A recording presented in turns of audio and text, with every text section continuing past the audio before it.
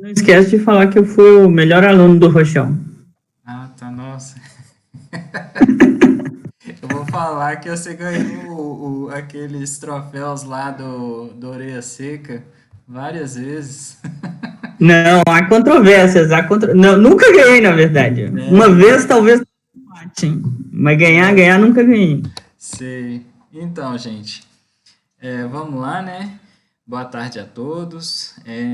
Hoje aqui a gente está mais uma vez, né, no nosso ciclo de palestras do PRH1.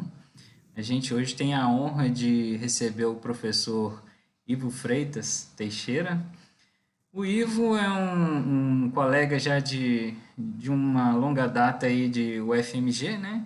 O Ivo, ele tem a formação em Química, ele fez sua graduação e seu mestrado na UFMG, fez um período sanduíche do seu mestrado no Canadá, né, na Universidade de Guelph.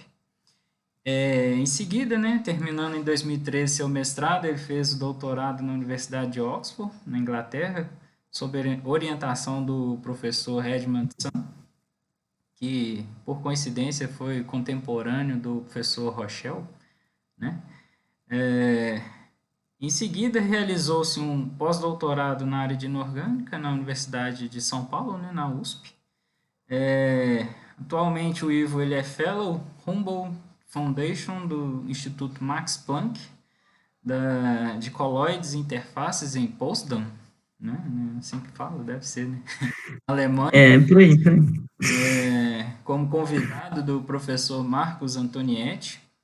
O Ivo ele é professor adjunto da Universidade Federal de São Carlos e ele fundou recentemente seu grupo de pesquisa com foco em single atom catalysis. Ivo, é com muita honra e prazer recebê-lo hoje no nosso programa. Você que é um jovem pesquisador e pelo seu trabalho, né, que você as coisas que você já desenvolveu, que você fez, né, mostra que você tá traçando aí uma carreira, né, um futuro aí pela frente, eu vejo, né, como uma pessoa brilhante aí no Brasil, uma referência que a gente vai ter no futuro, quando a gente já tiver aí com cabelo grisalho, quem que é o Ivo? O Ivo é o cara aí do Single Atom. Então é com muita honra, muito prazer ter você aqui conosco, né, nosso PRH.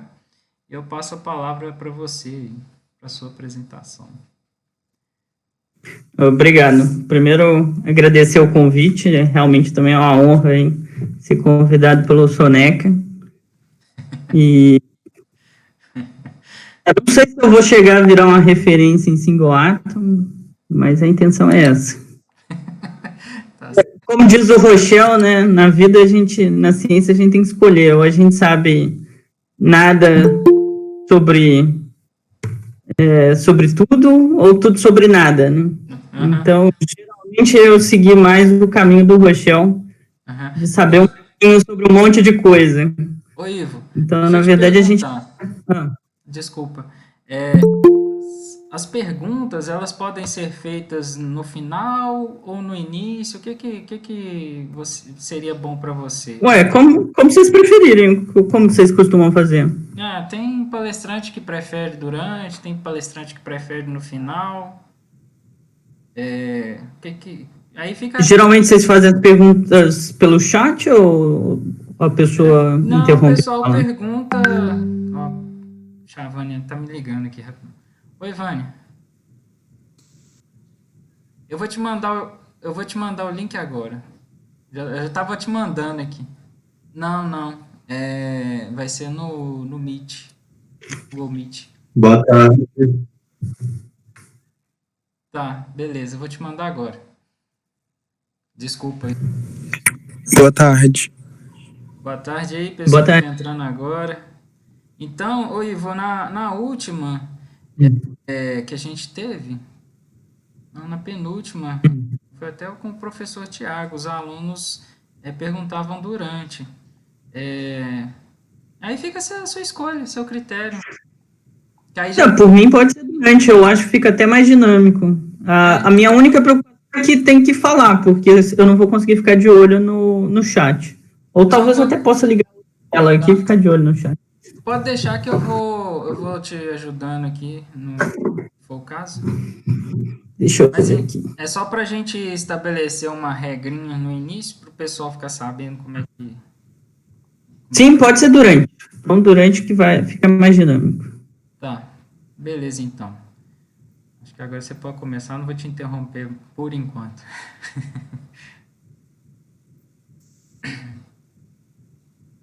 Vocês estão vendo a minha tela e a apresentação, né? Sim. Continua vendo ou estão vendo errado agora? Não, estamos sim. A Vânia... Então tá.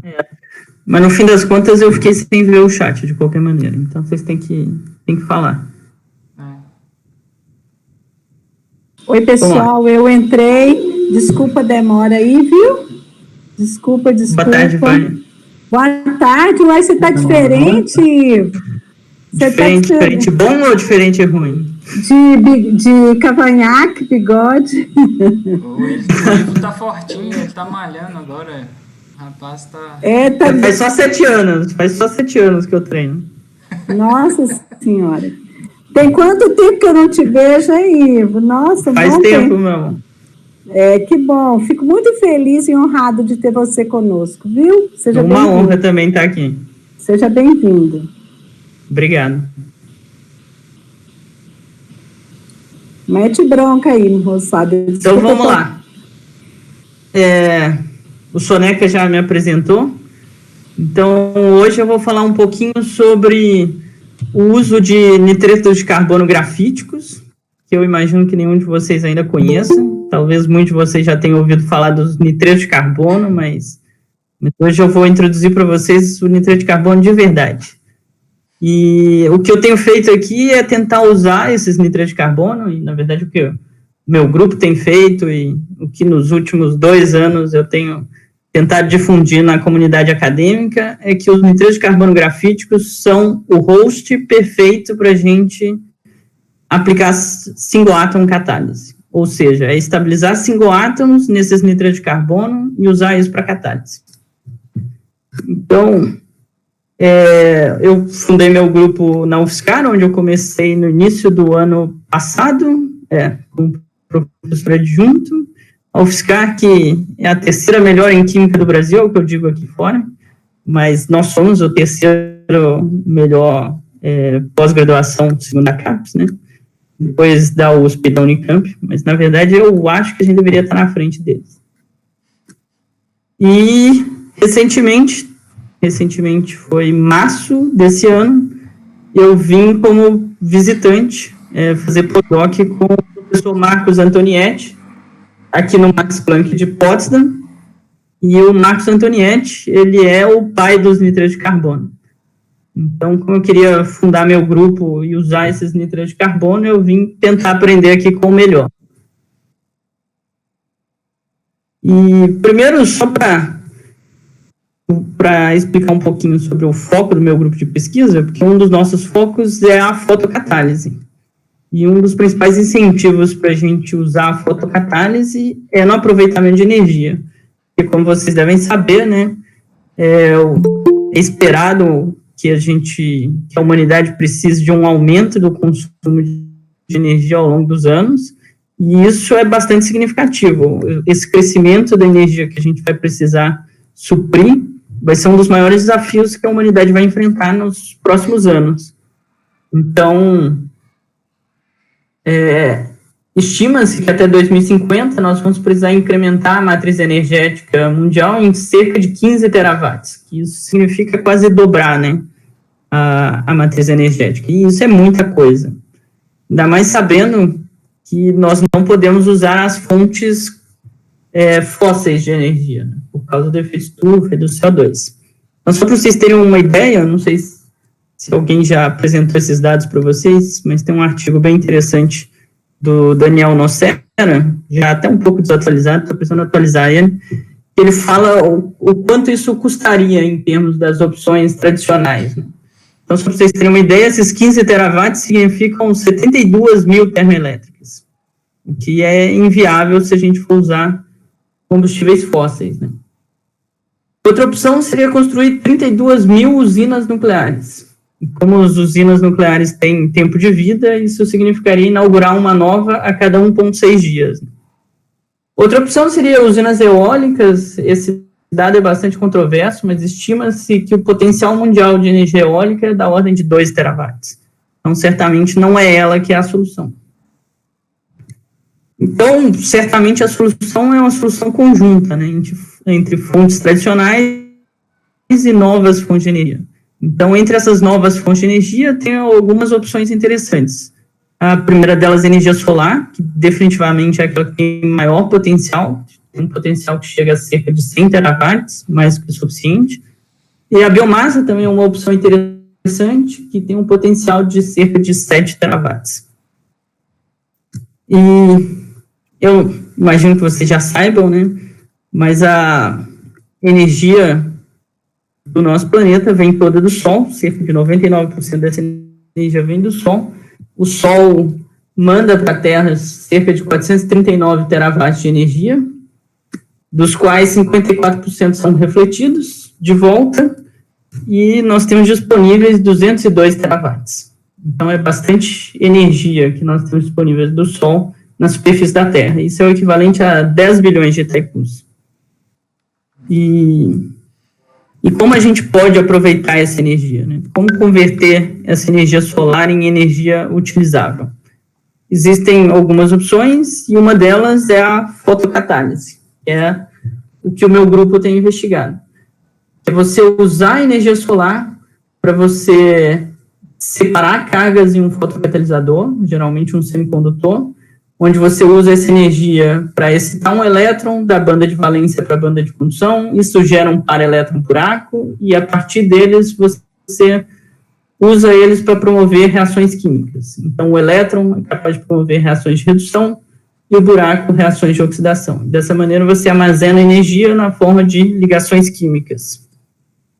E um potencial fotocatalisador são os nitretos de carbono. Nitretos de carbono, eles têm apenas carbono e nitrogênio. Então, é um material relativamente abundante, seria muito barato. Ele é um fotocatalisador, ele é ativo no visível. Vocês podem ver aqui essa absorção dele, cerca de 450, então ele é ativo no visível. Ele é muito estável termicamente, mas ele tem alguns problemas. O nitreto de carbono tradicional, ele é muito defeituoso, ele tem uma cristalinidade muito baixa, é de difícil reprodutibilidade, porque é um material muito amorfo e difícil de ser entendido, e ele tem uma alta taxa de recombinação entre elétrons buracos. Essa alta taxa de recombinação significa que ele tem uma baixa eficiência quântica, porque apesar de você excitar, separar o para-elétron buraco, se ele se recombina muito rápido, ele acaba não reagindo. Então, você tem uma eficiência quântica menor. Alguma dúvida? Vocês podem interromper se tiverem alguma dúvida. E talvez vocês já tenham ouvido falar dos nitretos de carbono na literatura. A literatura está bem cheia sobre nitreto de carbono, e muitos deles dizem ser nitreto de carbono grafítico. Essa é a caracterização do nitreto, do suposto nitreto de carbono grafítico, que não é grafítico. Ele tem um pico bastante intenso, em cerca de 27, e quase nenhum outro pico. Se você for olhar o infravermelho desses materiais, que dizem ser os nitretos de carbono grafíticos, você vai ver várias bandas relacionadas a aminas primárias e secundárias, o que significa que é um material bastante defeituoso. E se você simular a difração de raio-x do nitreto de carbono grafítico de verdade, você obtém picos bastante diferentes. Vai ter o pico em 27, sim, que é relacionado ao espaçamento entre folhas dos nitretos, mas você não vai ter nenhum dos outros picos que você deveria ter. Então, na realidade, chegou-se à conclusão, nos últimos anos, que o que na literatura, eu diria que 90% da literatura sobre nitreto de carbono, dizem ser nitretos de carbono grafíticos, mas na verdade é um nitreto de carbono polimérico, que já é conhecido há bastante tempo e também é conhecido como Melon.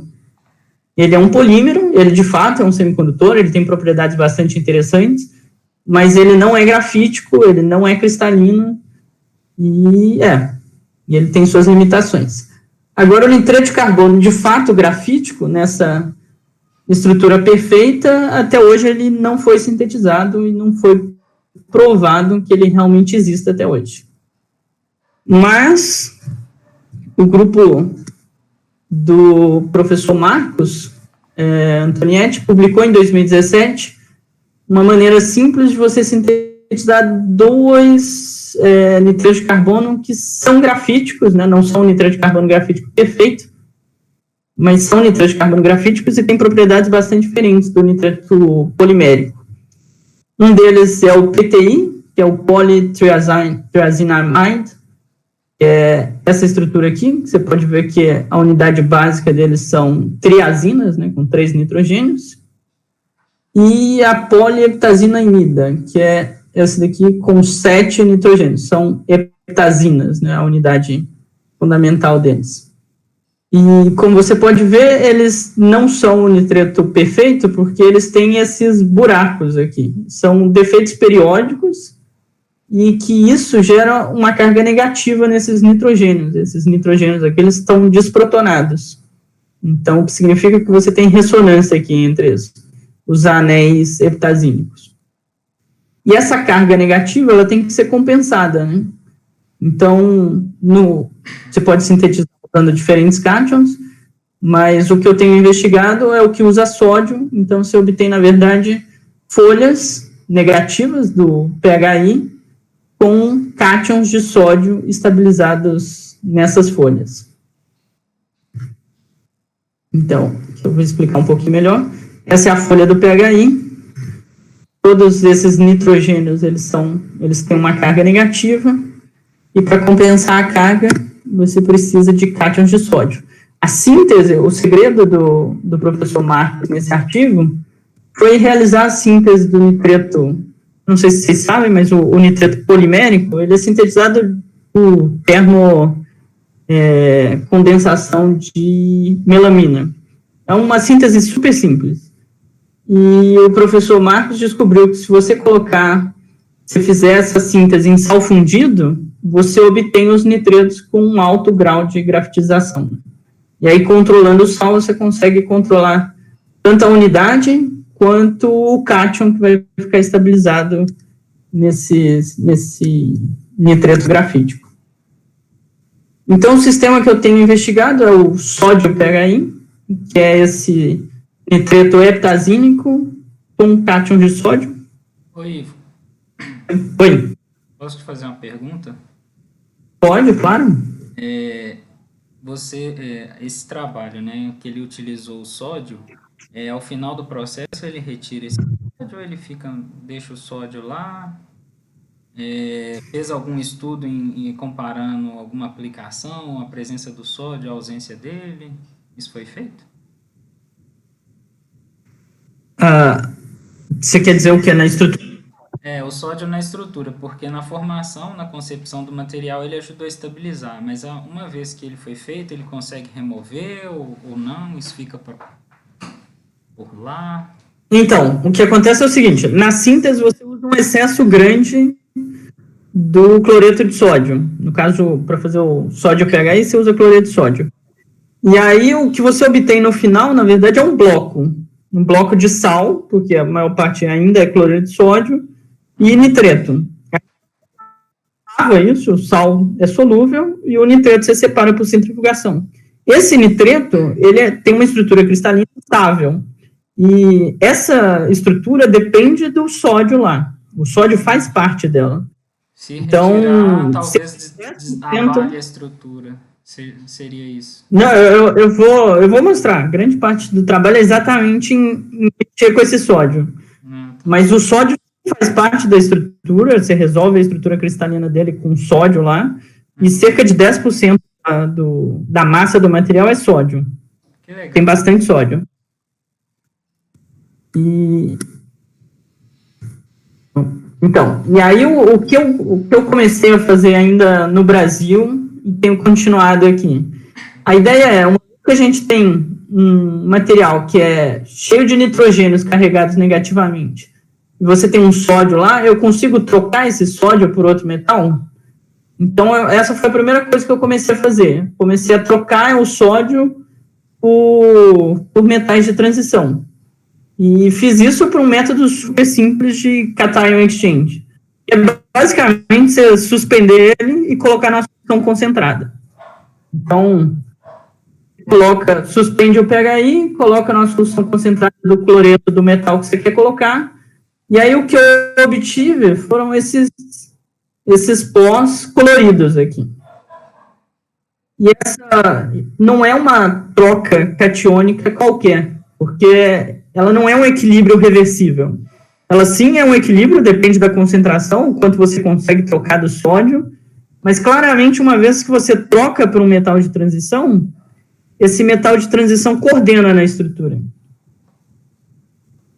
Alguma dúvida? Não, tranquilo. E vou até pular ali, daqui a pouco eu volto para a estrutura cristalina. Mas aqui é um exemplo bem legal, que a gente é basicamente fazer química de coordenação no estado sólido. Então, esse é o exemplo do cobalto. O cobalto, a gente usa o cobalto aquoso, o cobalto 2, ele tem essa cor rosada.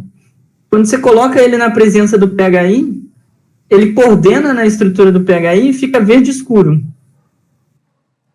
E se você comparar o infravermelho do nitreto com sódio e o nitreto com cobalto, aquelas bandas relacionadas aos anéis heptazínicos e onde tem aquela carga negativa, elas sofrem um claro deslocamento, que é típico de coordenação de metal em ligante.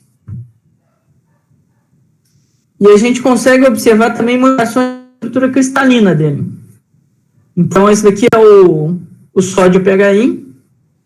Ele tem esses dois picos bem característicos, que são os picos relacionados à extensão 2D dele, então do plano grafítico. E essa região aqui entre 25 e 30 é com relação ao empacotamento das folhas do nitreto. E aí você pode ver que o nitreto, quando você faz a síntese no pHi, ele tem vários empacotamentos possíveis. Essa parte é uma parte bastante complicada de resolver a estrutura, porque aparentemente a gente tem folhas que tem muito sódio, pouco sódio, muito sódio, pouco sódio. Mas elas têm diferentes empacotamentos, dependendo da quantidade de sódio que você tem no meio. Só que aí é curioso, quando você troca esse sódio por outros metais, você passa a ter só um empacotamento preferencial. E, no geral, eles sofrem uma contração dessa... Ou seja, uma vez que você troca o sódio por um metal, a distância entre essas folhas diminui, o que não deveria ser esperado quando você trocasse por um metal maior, né? Isso está bastante relacionado também com a própria coordenação desses metais na estrutura. Então, a gente conseguiu até uma tendência razoável. Fica mais claro para quando você usa metais grandes que não coordenam, por exemplo. Se você trocar por potássio, o potássio segue a mesma tendência do sódio, ele sofre uma expansão da rede. Agora, quando você troca nos metais de transição, a tendência já fica não clara.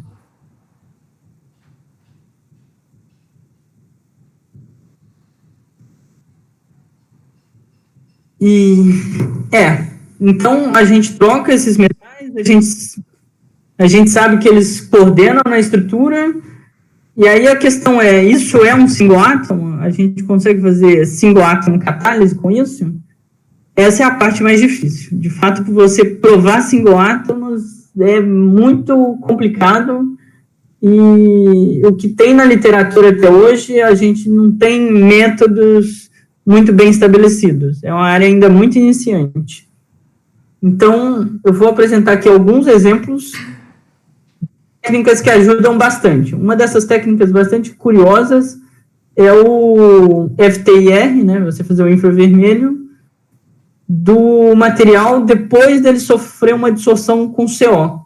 Então, você adsorve CO no material, você faz um tratamento térmico para ter certeza que não tem nenhum CO que ficou fisiosorvido, só deixa o CO aqui coordenar mesmo no single átomo, e depois você mede o infravermelho disso. E aí você consegue diferenciar o CO monocoordenado do CO em ponte. E essa é uma excelente maneira de você provar de que você tem single átomos. Então, esse daqui é o caso, a gente fez para o nosso material com níquel. Então, a gente vê bandas características do CO monocoordenado e a região onde o CO em ponte deveria aparecer, ele não aparece. Então, para esse sistema aqui, essa técnica funcionou bem. Para os outros, a gente consegue resultados legais, mas a gente não tem literatura para conseguir provar de que não tem ferro em ponte nesse tipo de material. Então, um dos problemas da área da catálise singoatômica é que, como existem diferentes suportes que comportam-se de maneiras absolutamente diferentes, essa parte de desenvolver a literatura ainda está muito incipiente. Então, basicamente, não tem muita coisa ainda, né? Talvez a gente já tenha vários catalisadores que sejam single átomos e a gente só não sabe, porque a gente não tem condições de caracterizar e de provar isso direito. E outra técnica bastante poderosa para ver os single átomos é o hexáfise. Essa é realmente é definitiva. Assim, com algumas, você pode ter dificuldade para diferenciar se o seu metal está ligado em oxigênio ou nitrogênio, mas você sabe a coordenação dele. Isso é bastante útil para single átomos. E no nosso caso, a gente conseguiu mostrar que tanto para o níquel quanto para o ferro, eles mostraram ser tetracoordenado, o que é bastante condizente com a nossa estrutura. O problema é que o hexáfise é uma técnica de difícil acesso, né? Você depende de um síncrono. Então.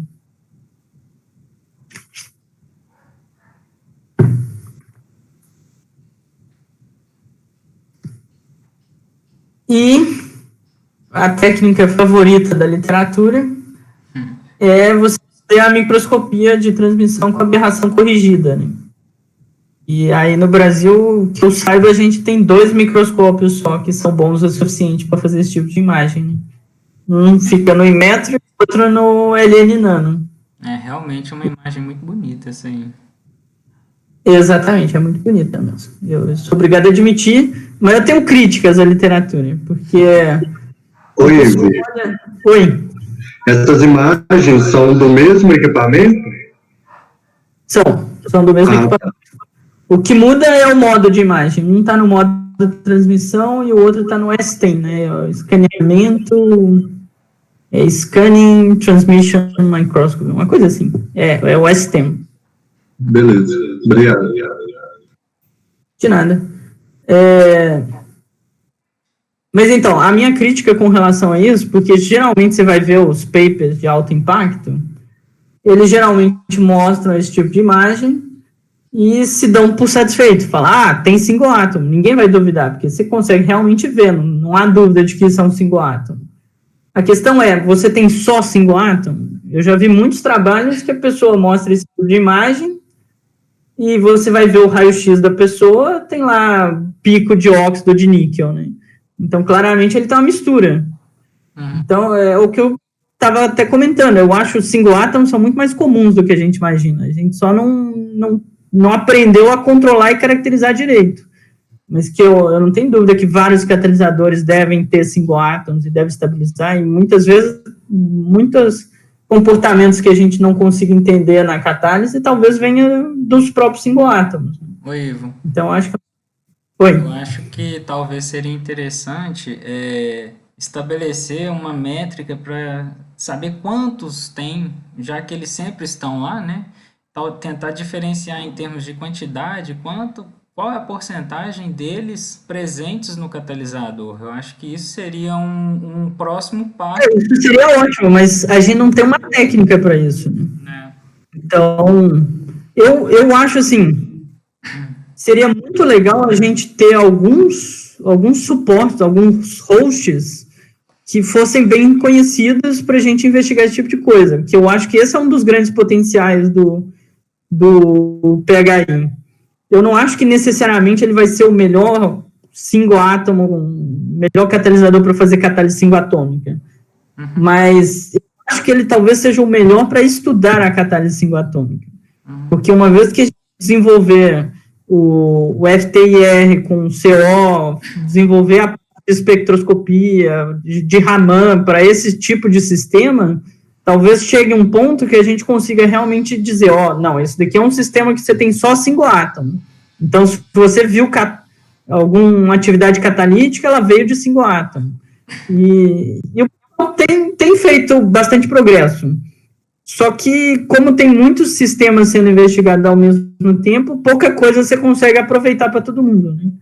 Então, mas tem umas coisas bem legais, assim, uma das partes que é mais bem desenvolvida em single atom catálise é os carbonos dopados com nitrogênio, né?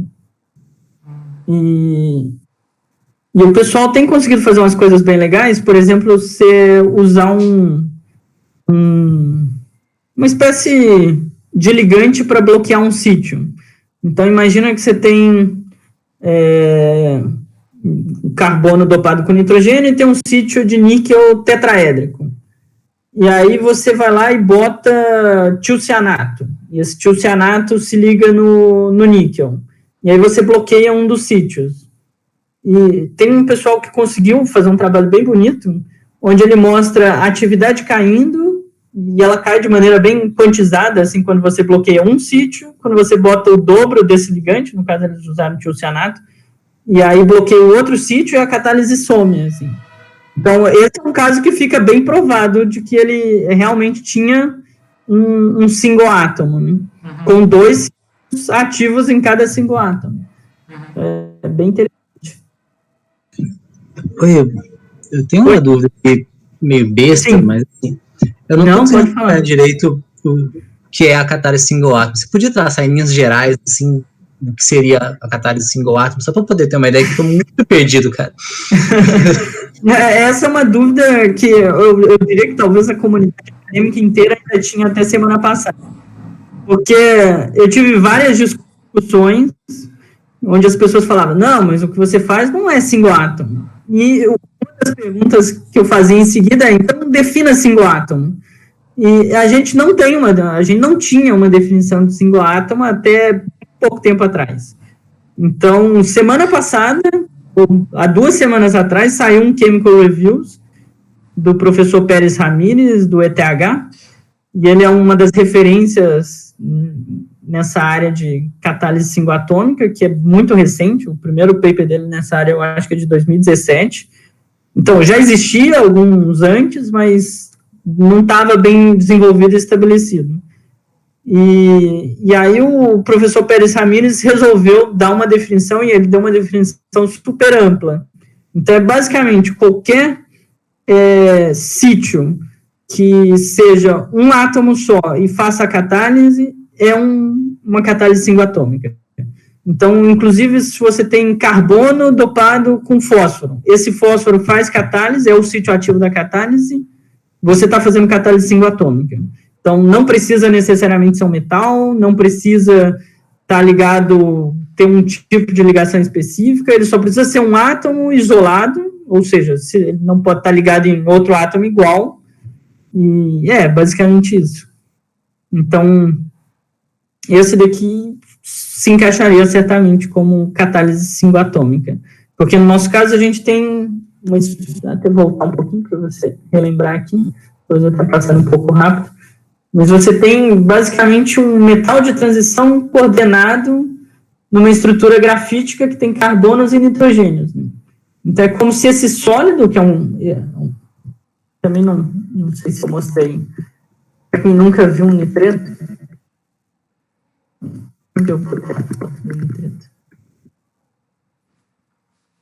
aqui. Esse daqui é o nitreto, o sódio PHI. Esse pó amarelo. E ele é um pó insolúvel, assim como o grafite também é insolúvel, né? Então, se você colocar ele na água, ele suspende. Então, ele é como se um catalisador heterogêneo. E basicamente o que a catálise, o sonho da catálise single-atômica é exatamente você unir a catálise heterogênea e a catálise homogênea. Então, a catálise homogênea, ela usa o quê? Complexos que são solúveis, né? E por isso você tem um grau de controle, um grau de precisão maior. Mas você tem muito menos robustez. Você não consegue, no geral, recuperar o seu catalisador. Você tem um catalisador mais frágil. Então, o ideal, o sonho da catálise single-atômica é exatamente esse. Você unir um catalisador que seja heterogêneo, que seja insolúvel, que seja robusto, mas que você tenha um átomo, um sítio ativo que você consiga controlar o ambiente químico dele, que ele seja super seletivo e que ele seja super ativo, né? Porque quanto mais o átomo está exposto, mais atividade você tem. Se você imaginar, por exemplo, uma nanopartícula de ouro, quantos átomos de ouro você precisa e quantos desses átomos de ouro são realmente ativos na catálise? São alguns poucos, né? Então, quando você tem a catálise single-atômica, você está utilizando o máximo possível do átomo. Então, no geral, quando você pensa em termos de atividade, o quão ativo cada átomo é, a catálise single-atômica é muito maior, né? Então, esse é um dos objetivos dela. Opa. Obrigado. Oi, Ivo. Pode falar. É a Vânia. E a aplicação em nível industrial? Como é que você vê isso? A viabilidade, né? Como é que funciona? Você acha que já tem alguma coisa ou ainda estamos no campo da pesquisa básica? Eu acho que é possível que a gente já tenha catalisadores que façam catálise single-atômica que a gente não saiba, e eles sejam comerciais. Então, eu estava até discutindo isso com um colega. Catalisador de ziglenata parece que comercial já fazem heterogêneo dele. Ele tem um análogo heterogêneo. Eles usam dióxido de titânio com alguma coisa, não vou lembrar agora. E estava saindo alguns papers mostrando que, na verdade, você está fazendo catálise single-atômica. E a gente só não sabia. Então, eu acho que talvez esses sistemas já existam comercialmente, mas a gente só sabia empiricamente. A gente viu que aquela combinação funcionava, mas não sabia por quê. E agora talvez a gente esteja, de fato, entendendo e vendo que isso era catálise single-atômica. Eu acho muito parecido com o que aconteceu com a nanotecnologia também, né? A gente já faz nanotecnologia desde a Idade Média, a gente só não sabia.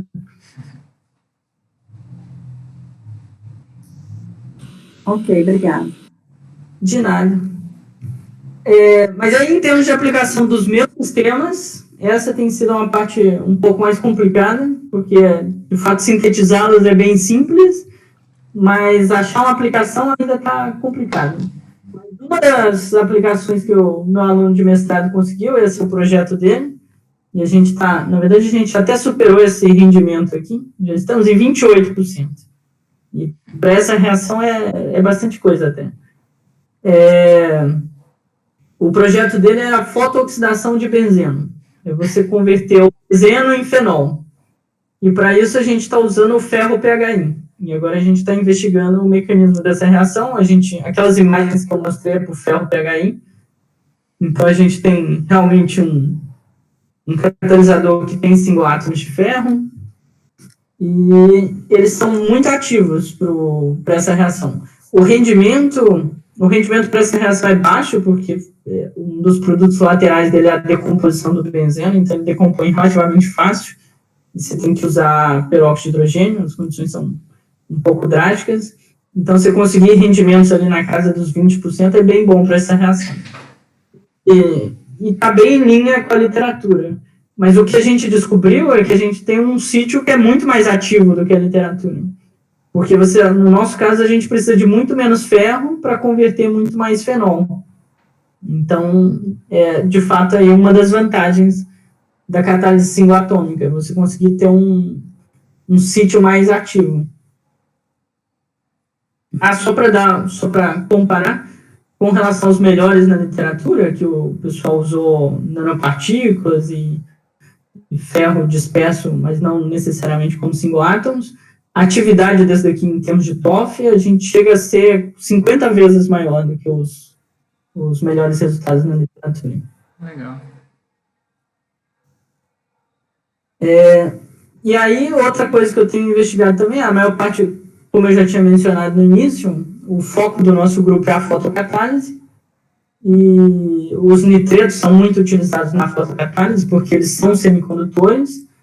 Então, uma das coisas que eu tenho investigado bastante é como esses metais afetam a atividade fotocatalítica do material, do sódio PHI.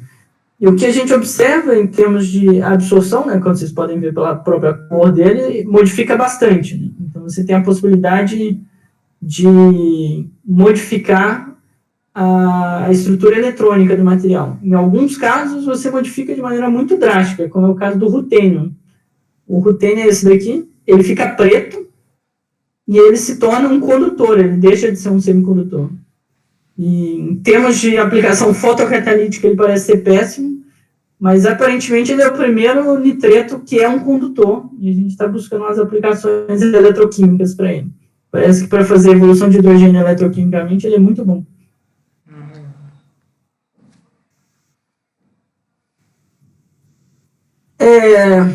Então, em termos de posição de banda de condução e valência, os metais modificam significativamente essas posições. Então, tanto o band gap quanto a posição das bandas modifica bastante. Então, em termos de aplicações fotocatalíticas, isso abre oportunidades bem interessantes, porque você pode tornar o catalisador mais oxidante, mais redutor, de acordo com a posição da estrutura eletrônica da banda de condução e valência dele. E, no entanto, você tem alguns problemas. Uma das reações mais interessantes para se investigar a fotocatálise é a evolução de hidrogênio, né? Que você conseguir usar a luz para promover a redução do hidrogênio, do próton e hidrogênio. Ou seja, basicamente, você tem os elétrons na banda de valência, a luz excita o seu semicondutor, esse elétron é promovido para a banda de condução e transferido para um próton, que acaba sendo reduzido no hidrogênio. Então, essa é a meia reação da fotólise da água, né? Você quebra a água em hidrogênio e O2. Então, essa é só a metade da reação. Você usa um reagente de sacrifício no lugar do oxigênio. Então, no caso dessa reação, a gente não gera oxigênio. A gente oxida um reagente de sacrifício e reduz o próton para hidrogênio. A gente investiga só metade da reação. E o que a gente observa? Esse daqui é o sódio PHI, ele tem uma atividade razoável, e quando você troca esse cátion, o sódio, por outros cátions, em alguns casos você aumenta, como por exemplo o magnésio tem uma atividade bastante alta, ele aumenta bastante a eficiência quântica para a evolução do hidrogênio, mas a maior parte dos metais de transição eles diminuem. Eles não são bons para a atividade dessa reação. E por quê? Porque o que a gente acabou descobrindo é que eles favorecem muito a recombinação do elétron-buraco. Ou seja, eles atrapalham a eficiência quântica. Então, daqueles elétrons que você citou, a maior parte deles vai recombinar, vai voltar para a banda de valência, em vez de reagir. Então, aparentemente, os metais influenciam na taxa de recombinação. Mas, ainda assim, a gente está investigando essa reação, especialmente com relação ao magnésio e com relação à transferência do elétron, porque se você pensar em termos de eficiência quântica, esses materiais, o sódio PHI, ele tem uma eficiência quântica bem superior ao nitreto polimérico. Né? O nitreto polimérico aqui ele vai estar na casa de menos de 1%. E esses resultados ainda estão desatualizados, mas hoje em dia a gente já consegue fazer na casa de quase 60% de eficiência quântica, que é bem alta, apesar de que é só metade da reação, como eu falei. Então, no fim das contas, essa reação é mais modelo do que, de fato, aplicável. Porque você depende de um reagente de sacrifício, que não é nem um pouco viável. Você depende de usar um co-catalisador de platina, porque a reação só funciona se você tiver a platina para fazer a evolução do hidrogênio. Então, a transferência do elétron para o hidrogênio ocorre, na verdade, na superfície da platina. o semicondutor aqui, no caso o sódio PHI, ele funciona só como o separador mesmo das cargas. Alguma dúvida? Essa parte ficou meio corrida, mas se vocês tiverem alguma dúvida, podem perguntar, gente.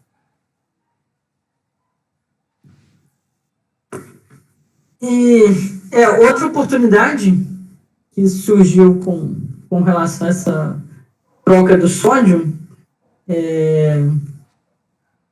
uma das perguntas que a gente tinha já que a gente tem uma carga negativa no nitrogênio, a gente consegue protonar ela?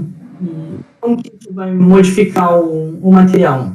E a resposta é sim, a gente consegue protonar ele. Então, se em vez de outro metal no meio você colocar um ácido, você consegue protonar esse nitreto de carbono. E uma das coisas curiosas, vou mostrar aqui, esse aqui é o nitreto protonado em suspensão. Então, vocês podem ver o nitreto com sódio, ele é amarelo. Se você protonar ele, ele fica branco. E por que ele fica branco? Ele fica branco porque você protona esse nitrogênio aqui entre as duas epazinas e você impede a ressonância entre elas, né? Então, você diminui a ressonância e isso influencia a cor, né? Ele vai passar absorvendo um comprimento de onda maior. Isso, inclusive, influencia também a luminescência dele, né? Ele também passa a luminescer num comprimento de onda menor.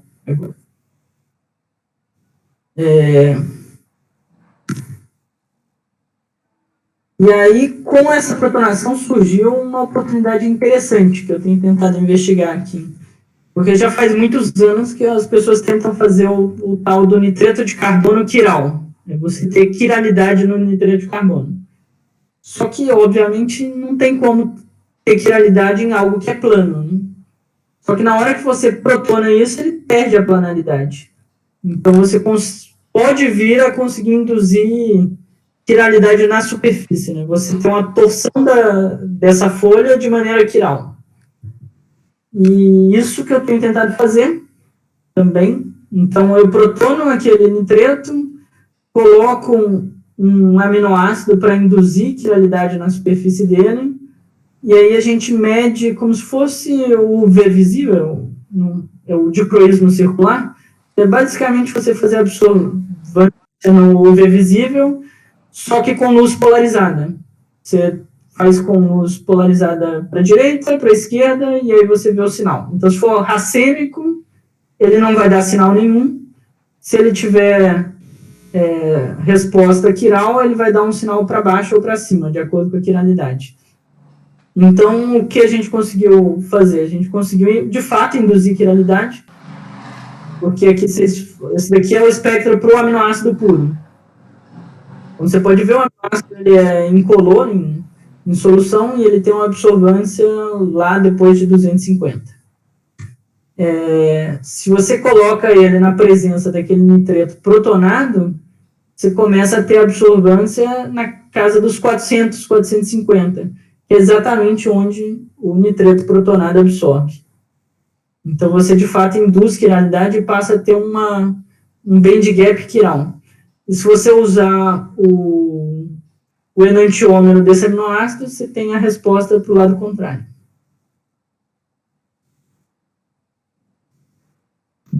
Oi, eu tenho mais uma pergunta, cara. Pode falar. Qual é o objetivo de você conseguir um band gap quiral, cara? Porque eu mal entendo o que é o band gap. Porque, como assim quiral? Então, o band gap ficou claro para você, né? O band gap, talvez eu não tenha falado, mas o band gap é exatamente a diferença de energia entre a banda de valência e a banda de condução. É quanto de energia você precisa dar para excitar o seu elétron da banda de valência para a banda de condução. Até aí eu tô entendendo. Beleza. E aí, o que é um band gap quiral? É um band gap que responde unicamente a você ter uma luz, porque o que excita aquele elétron é luz. Ele só vai ter respostas se a luz for quiral. Então, isso abre uma série de possibilidades que eu sou obrigado a admitir que eu não sou um especialista.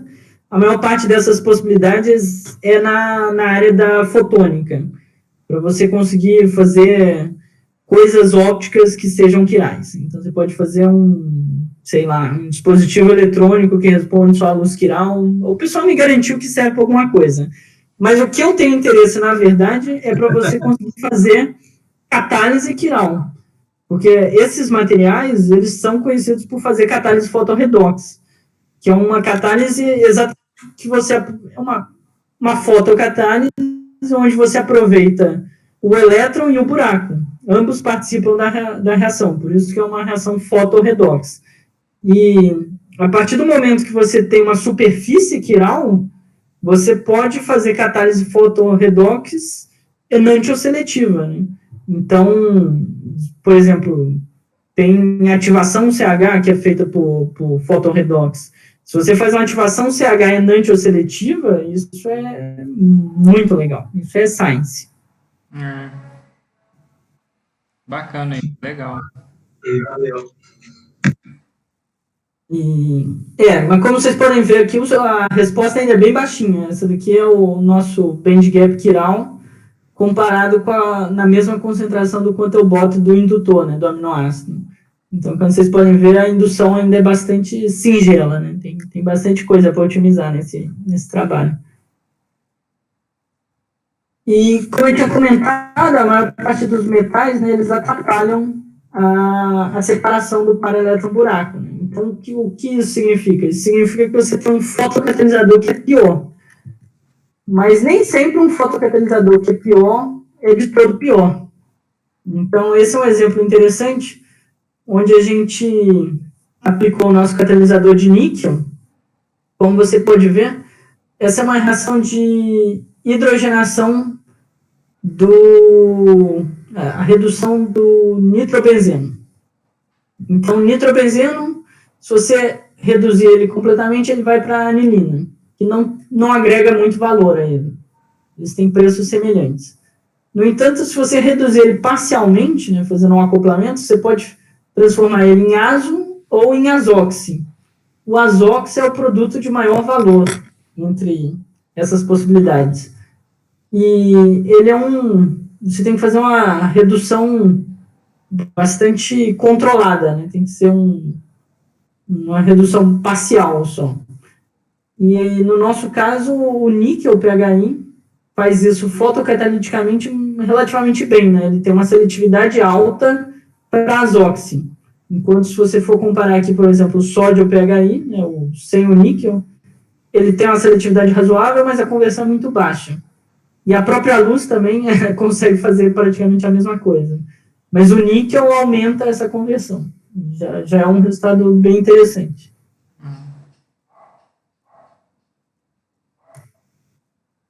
E outra reação que a gente está investigando, que eu estou fazendo em colaboração com a minha colega de departamento, a professora Lúcia Mascaro, que é ela que entende da eletroquímica, de fato eu entendo pouco de eletroquímica, e a gente está fazendo a fotoeletrooxidação de metanol. Então, esse foi um projeto que a gente começou em colaboração, que ela gostou bastante do níquel PHI, por ele ter os single átomos de níquel, que geralmente são ativos nessa reação de fotoeletrooxidação. No entanto, o níquel PHI ele tem uma condução meio baixa, ela conseguiu preparar um compósito com dióxido de titânio, que deu uma resposta super legal. Né? Então, você misturar o dióxido de titânio com o PHI níquel, aumenta muito significativamente a fotocorrente para essa reação. Então, eles conseguiram uns resultados bem legais para a fotoeletrooxidação de metanol. A gente está preparando uma publicação nisso aí.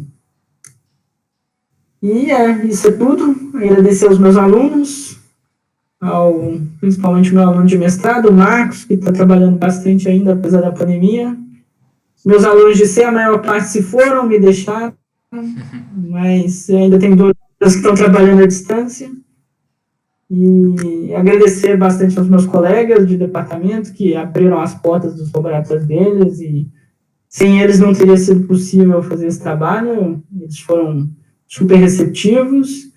Agradecer ao Marcos, né, o grupo líder com quem eu trabalho aqui, o Sacha, ao professor Cauê, com quem a gente está fazendo algumas colaborações lá na Embrapa de São Carlos, e aos órgãos financiadores, e o convite do Soneca também. Muito obrigado, foi uma honra. Isso aí, a gente agradece a sua apresentação, acho que muito rica. É um tema que um pouco diferente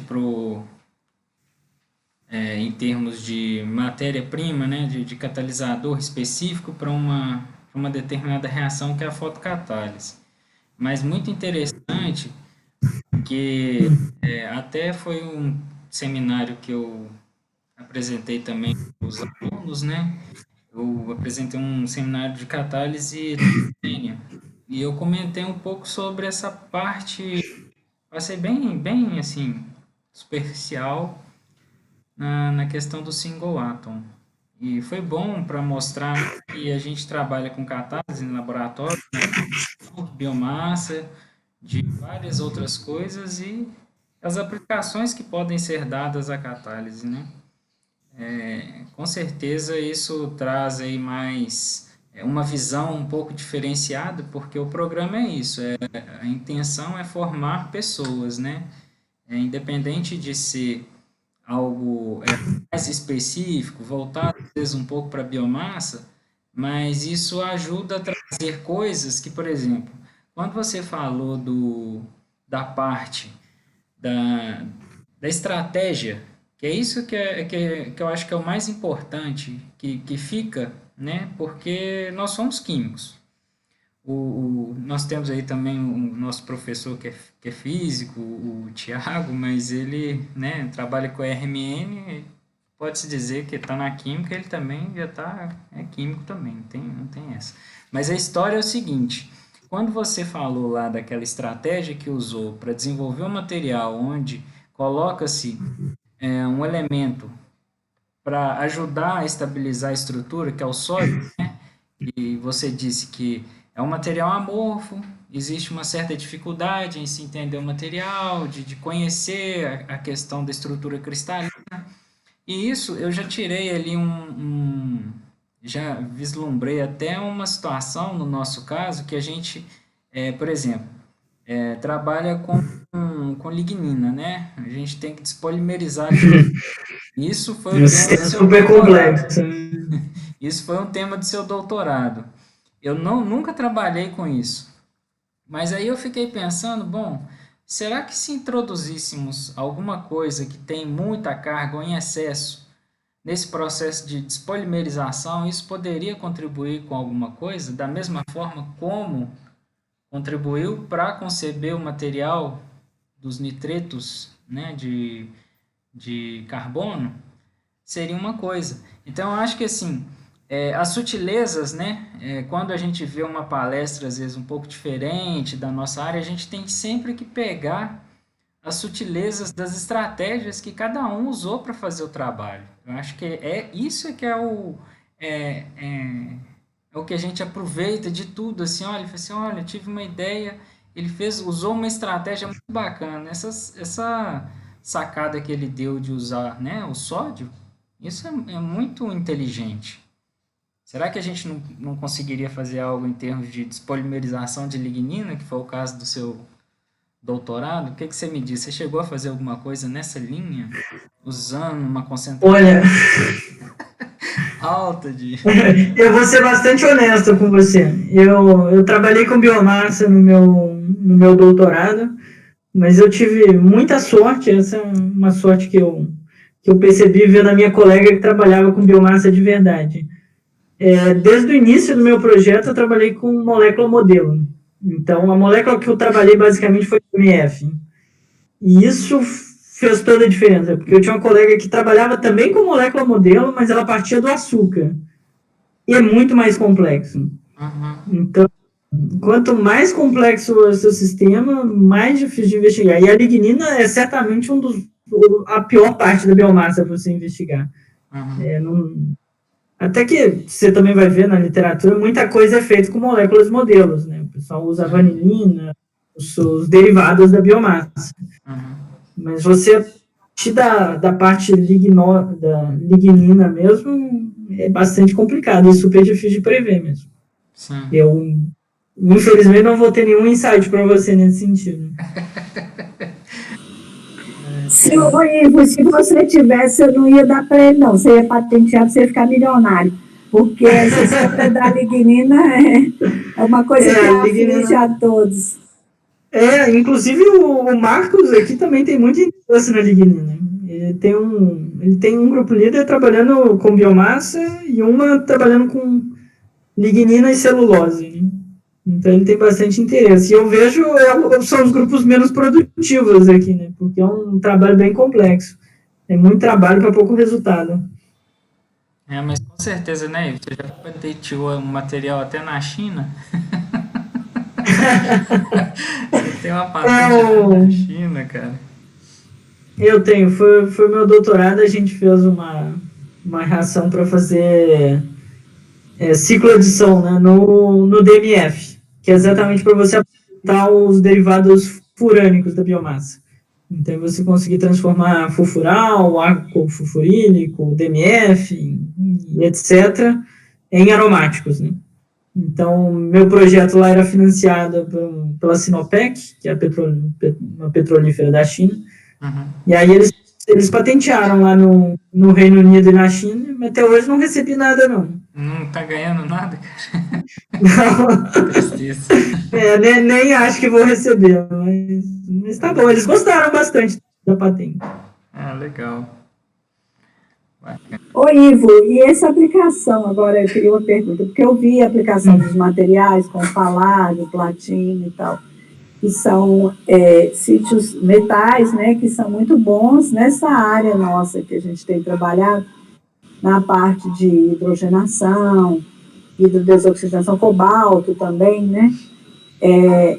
Você acha que esses materiais, não sei se você já viu alguma coisa de sendo usado para hidrogenação de óleos ou hidrodesoxigenação? Eu não sei se você falou, porque no meio de sua apresentação eu tive que atender um telefonema aqui, aí parei, saí, voltei, mas eu queria saber se você já viu alguma coisa de aplicação, se você vê a possibilidade de ser usado, né?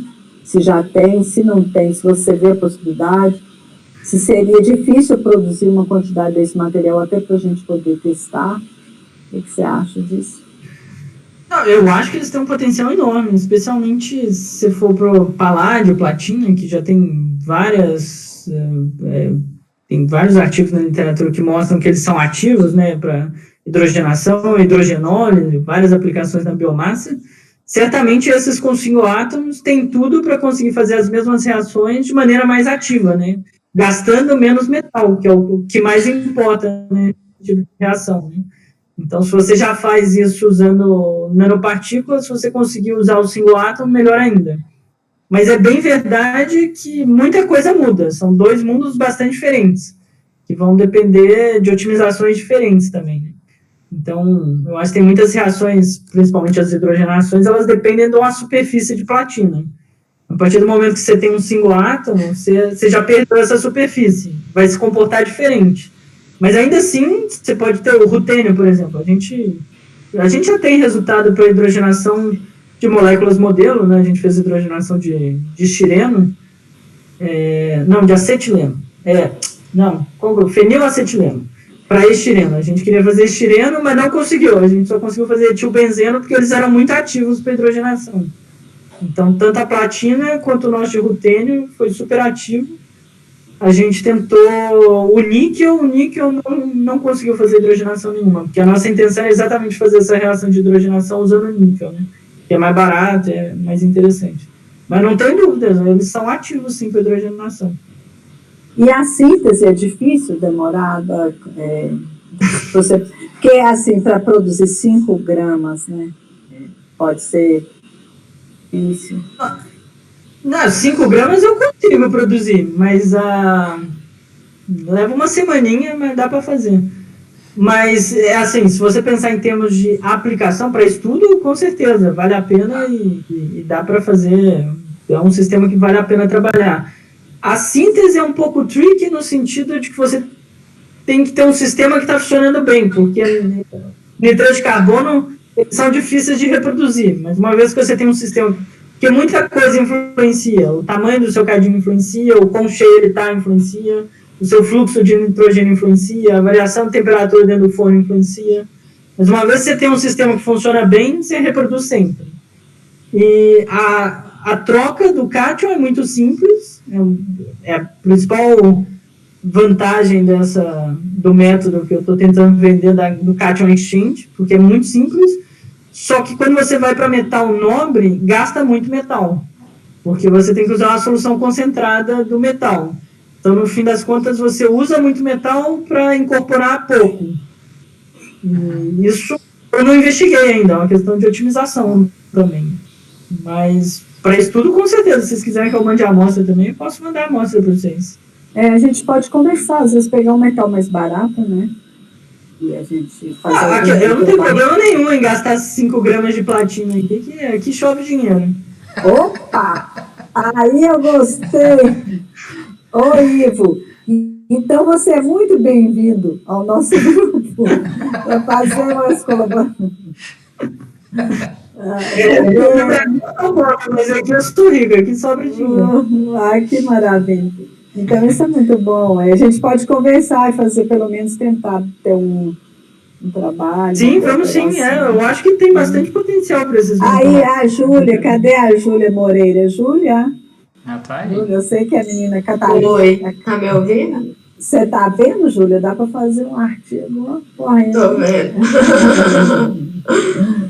Tá certo. Ele tá no grupo que eu tava de olho lá na Alemanha também. A Júlia está indo para a Alemanha para estudar lá, Ivo. Para onde você vai? Vou para a Technische Universität München, com o professor Johannes Lescher. Eu acho que eu já ouvi falar dele. Não, lá é muito bom, Assim, você vai ficar mal acostumada com a Alemanha, né? Eu lembro que eu estava em Oxford e os meus colegas alemães, eles reclamavam da infraestrutura em Oxford. E depois que eu vim para a Alemanha, eu entendi, porque realmente não tem lugar que o pessoal leva a ciência tão a sério quanto na Alemanha. Aqui tem muito dinheiro, muito equipamento, tem técnico para tudo, para fazer tudo para você. Você está na Alemanha agora, Ivo? Tô em Potsdam, no Max Planck aqui. Que chique. Você também resolveu alçar grandes voos, né, Ivo? Grandes voos. Eu voltei pro Brasil, eu até queria ficar, mas a FAPESP não deixou, e aí eu tive que voltar para cá. Tá certo, muito bom. A Alemanha realmente é impressionante. É impressionante, eu tenho muita inveja do quanto eles levam a ciência a sério aqui. Eu tive na Alemanha ano passado e visitei um monte de lugares, e eu ficava olhando, ficava assim, meu Deus do céu, né? Quanta diferença, né? Quanta diferença. Exato. A gente realmente é muito diferente. É difícil voltar para o Brasil. Nem sei se Júlia volta. Acho que a Júlia não volta mais. Não podemos despedir dela. Quer voltar, não. Podemos. Antes de ir, eu não quero voltar. Tá certo. Mas então é isso, Ivo. Eu, da minha parte, realmente, a gente vai conversar depois, mas eu queria te parabenizar. Fico muito feliz de ver sua trajetória, né? Um ex-aluno nosso, assim, fazendo trabalhos tão interessantes, né? Você também meteu a cara no mundo, né? Teve a coragem. Não é só a cara, porque tem que estudar muito, né, Ivo? Tem que ser uma pessoa extremamente estudiosa, dedicada. Quantas horas por dia você trabalha, Ivo? Olha, os alemães trabalham pouco. Os padrões alemães eu trabalho muito, mas nem trabalho muito, não. Eu devo trabalhar umas 10 horas, né? Porque normalmente é isso aí, né? Não menos que isso para fazer uma carreira. Mas hoje em dia eu sou muito produtivo. Na época que eu estava no Brasil, eu trabalhava umas 16 horas. Hein? Isso aí Mas aqui é mais fácil ser produtivo também. Aqui eu deixo a amostra lá, amanhã vai estar pronta. Eu trabalho 16 horas por dia, a minha média, assim, tem sido isso. E não consigo fazer tudo que eu gostaria, né? Difícil. Quando eu comecei a carreira no Brasil aí também, ano passado, eu trabalhava muito mais que aqui. Aqui eu sinto que eu estou de férias, porque no Brasil a gente tem que dar aula, a gente tem que cuidar de coisa de Escrever projeto. pronta, escrever projeto, Buscar tem dinheiro. burocráticas da universidade e fazer pesquisa, né? Aqui eu só faço pesquisa, aí tá fácil. É isso aí, é o sonho de qualquer um, né? Aqui, realmente, o telefone que eu tive que sair para atender era exatamente coisa de dinheiro, de projeto. Né? Então, mas, enfim, vamos fazendo desse limão a limonada, né? Vamos, o Brasil precisa. Pois é, eu não sei se mais alguém quer fazer algum comentário, mas eu só quero te parabenizar, né? E vamos conversar aí depois para ver se a gente consegue fazer algumas coisas. Sim, vamos aproveitar a sua competência, né? O seu trabalho, às vezes é interessante. Claro, eu estou super aberto aqui a colaborações. Então, tá joia. Mais alguém, gente, quer falar alguma coisa? Aí, Júlia, ó, faz parceria com o Ivo. Pode deixar. A Júlia é uma pessoa também, Ivo, que tende a ter esse caminho seu. Estudiosa, É isso aí, gosta da área de planejamento e coragem, vai em frente. É isso vai em frente. aí. Os brasileiros são muito bons, a gente forma excelentes alunos. Anotei o nome dele aqui. Qualquer coisa que eu precisar, eu mando um e-mail. Pode mandar. Estou sempre à disposição para ajudar. Beleza. Obrigada. Você formou no DQ tem quanto tempo? Em 2013, 8 anos. né? 2013 que você saiu, você terminou seu mestrado. E me diz uma coisa aí, como é que é o departamento de química, a importância do que você conhece, ou assim, você achou que foi fraco, que foi bom?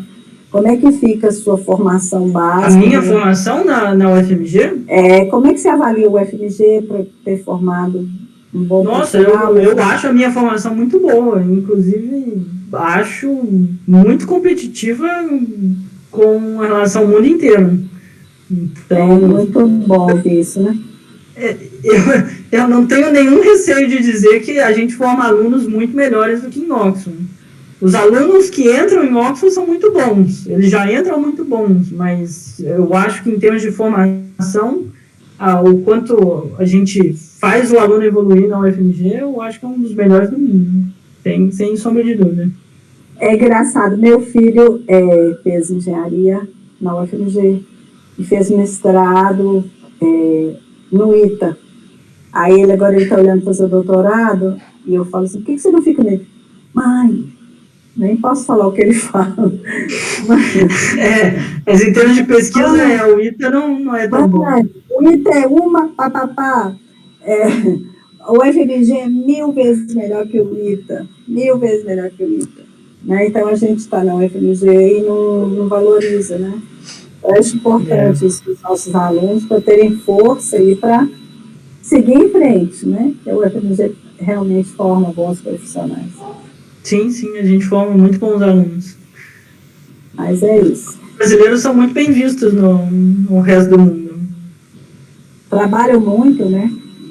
Sim, trabalham muito, tem uma boa formação, uma boa base, bons conhecimentos. A gente sofre muito na graduação, mas aprende, né? Tá certo. Mas é isso. Mais alguém quer comentar alguma coisa?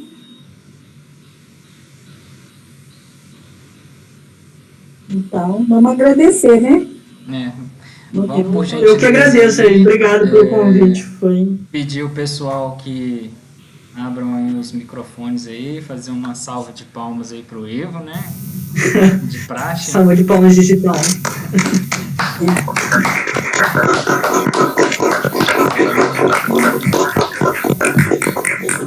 Mais uma vez, muito bem. Obrigado aí pela reservar um tempo precioso aí do seu, né? Do seu tempo, para ajudar, né? A contribuir, né? Mais um pouquinho aqui com o nosso programa. E é isso. Te desejo boa sorte, sucesso aí no sua pesquisa, na sua Valeu. Professor na UFSCar, e vamos conversando. Vamos sim, obrigado demais e foi um prazer. É isso aí, cara. Felicidade, se cuida, muita saúde, um bom final de ano para você e para todos que você ama. Obrigada você também, pelo seu tempo. Feliz demais de te ver com tanto sucesso. Eu adoro ver o sucesso dos nossos alunos. Eu fico emocionada. Muito obrigada por ter compartilhado isso com a gente. Valeu demais, tá? Obrigado a vocês pelo convite. Tchau, tchau. Tchau. Tchau, Eva. Tchau a todos. Até mais.